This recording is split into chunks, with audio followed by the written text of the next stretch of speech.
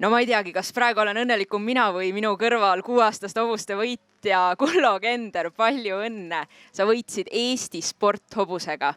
No kuidas sa iseloomustad oma võistluspartnerit Vartsellaarit? Tänud kõigepealt ja ega mul temaga palju kogemust ei ole, et peale tänast ei väga tubli hobune ja täna näitas ennast väga heast küljest, et sai kiiresti sõita ja oli julgust, aga eks temaga õppida oleks veel palju.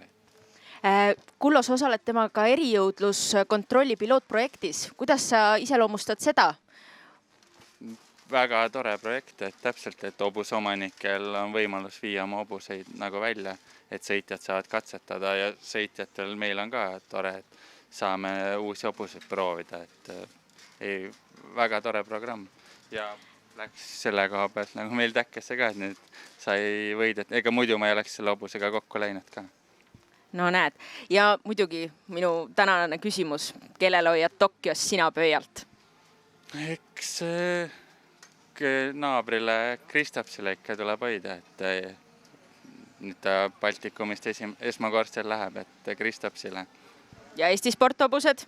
Ka ikka Alfons Raale. No ma arvan, täna ei ole enam kellegil põhjust kahelda, kas osta hobune välismaalt või Eestist. 6-aastaste noorhobuste klassi võitja on Eesti sporthobune ja minu kõrval on Kullo Kender. Aitäh!